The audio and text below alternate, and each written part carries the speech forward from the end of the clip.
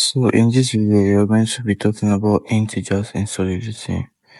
In Solidity, we have two major type of integers, which is the signed integer and the unsigned integers.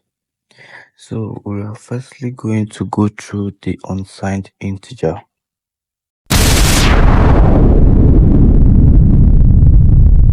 So in Solidity, an unsigned integer is a uint value. Once you say uint, just know that it's an unsigned integer. Let's spell uint. And this uint can only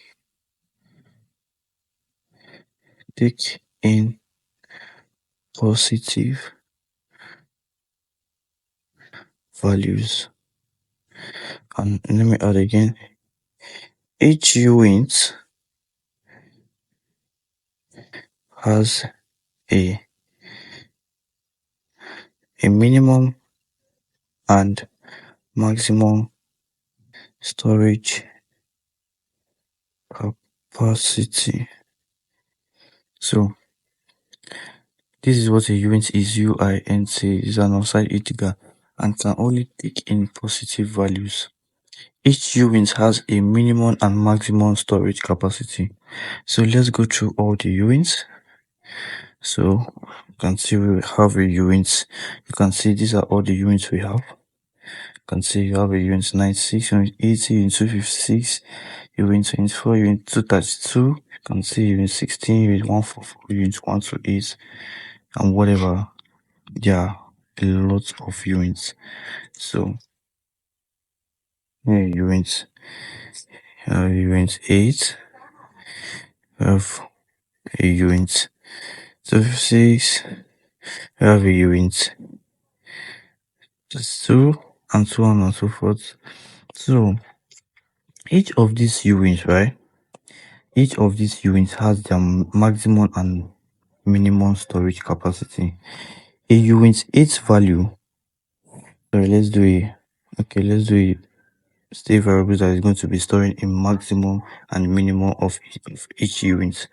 So we're going to do a uint public. We're going to name this max. Then we're going to do another uint. We're going to do a public. I'm going to name this minimum. Okay. So we're going to be updating this variable. So we're going to use a uint 8 as an example. A uint 8 value can store a maximum of 255, a maximum value of 265. You can store between 0 and 255. Anything between 0 and 255 can be able to fit in a uint 8, but anything more than 255 cannot fit in a uint 8. So let's do in uint public, let's do a maximum, a type. We're doing a type uint 8. So we are going to be checking the max to see if we are correct. So the other one is type open brackets uint 8 dot max. So what we simply did here is we stored the type of uint 8, the maximum value that a uint 8 can contain. We stored it in a maximum in a state variable called max, so that we'll be able to see it. So sorry, this is going to be a minimum, going to be a min, right? So let's deploy.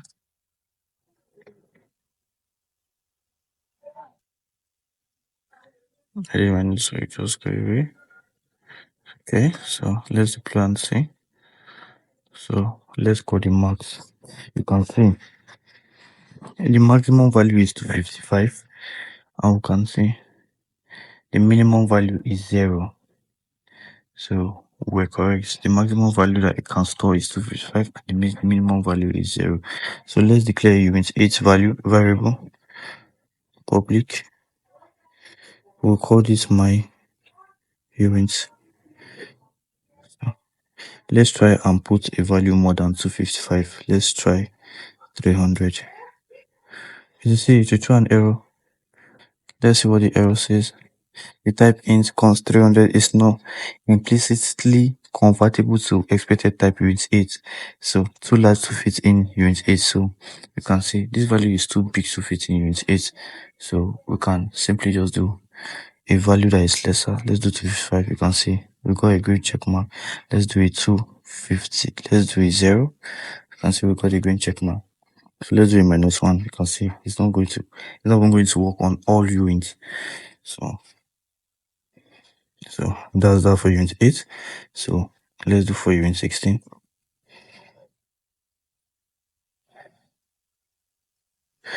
Unit 16. So let's deploy. Then we check the value. So we do a max. You can see the max value that unit 8 can contain is 65,535. Then the minimum value is always 0 for all units. It's always 0. So let's try to and see. This will be our last example. So this will be 256. So we get rid of this. 256 is going to be a very, very, very big number because max value. So a very, very big number. So most times you see where uint 256 is used in, it's mostly all this total supply. It's used in all these projects in their total supply. Then most times you see all these projects, they use uint 8 for their decimals. Always do what you are using. Always know the value that you're using. If you know that you're going to be dealing with large numbers, I expect you to use a uint 256. But if you are going to be dealing with a lesser number, you should choose a very small number because it's going to help you to manage your storage. Like a uint 8, let me comment. A uint 8 value, right? Uint 8 is an 8-bit, contains an 8-bit storage, which is 1 byte, right? So a uint 256, right? 256 is a 256 bit in storage, and it's going to be 32 bytes. Most of you be wondering how I ended up getting all this value, all these bits and bytes. The conversion is simply easy. In computer, 8 bits makes 1 byte. So all I simply have to do here is to divide 256 by 8 to give you our value in bytes. And this 256, uint 256, is going to be stored in a single slot in Solidity. And uint 8 is going to be stored can be packed. This is going to contain a single bit, a single slot in Solidity. A single slot in Solidity can contain 32 bytes. So we can have 10 of these uint 8 in one single slot, but we can only have one of these uint 256 in one single slot. Sorry to bore you with all this talk, but you will get familiar with what is I'm saying with time. So let's use our uint. A normal uint like this without any value is automatically 256. If you leave a uint without declaring it as 256 or 8 or whatever, or 16, if you leave it blank without declaring anything, it's 256 value. So let's just check that for clearance sake. Let's see if it goes here. If you leave a normal uint without declaring any number attached to it, without declaring the number of bits it has, the 256 automatically, you can see the 256 automatically. So let's do a simple arithmetic. operation with a uint. So we're going to do a function addition. So addition is going to be taken. Let's declare two uints. Let's do a uint. A uint. A uint. Public. Yeah. Public A equals to 10. Yeah.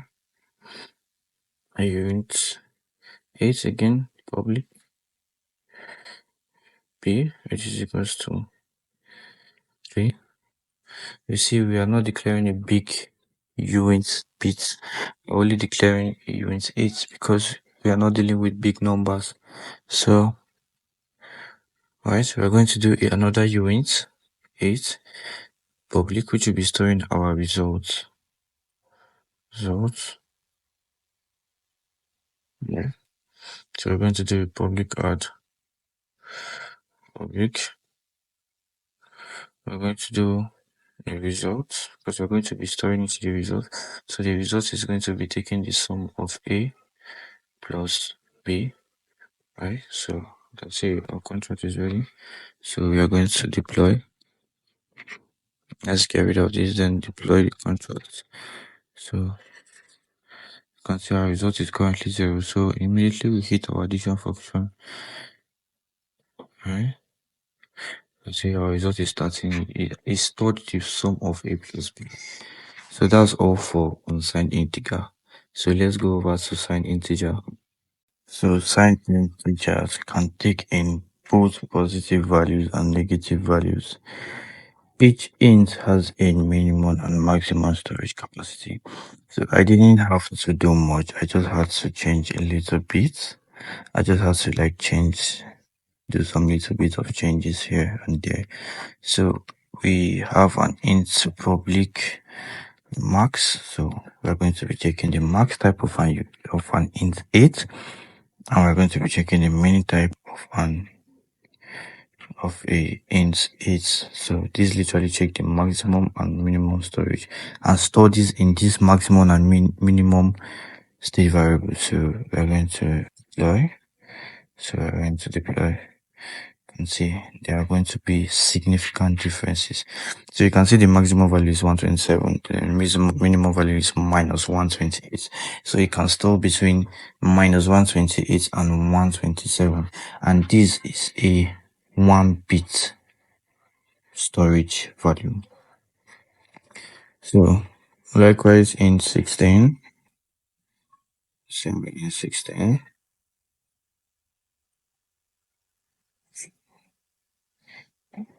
So I'm going to check the maximum.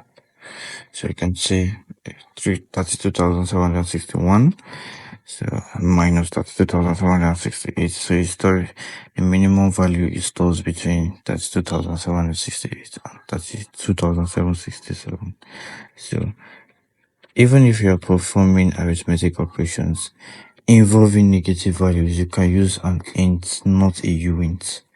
Always store your negative calculations in an int value, not a unit. So you can play around with this. Do a unit of 6, do a unit 8, you can do a unit 2. You can check out your minimum and your maximum value. So you still end up with something. So we are going to uncomment this right now. Right, so we have a int 8 public A, storing the value of A is minus 10, the value of B is minus 3. So we have a result also. So the result is going to be storing the sum of A and B. And you can see there was no error. There was no error in our compilation. So let's do something. We can do a positive and a negative. We can do a positive and a positive. So when I decide to go to, if I do a minus 300, it's going to throw an error because the minimum was minus 127. So we stick with our 10. So you can play around with the different ints. We have int 8, we have different ints, int 32, int 16. can play around with them and see what you can make up. So we deploy this, then you can see our result is currently 0. So let's do an addition. So minus 10 plus minus 3. So call this addition function.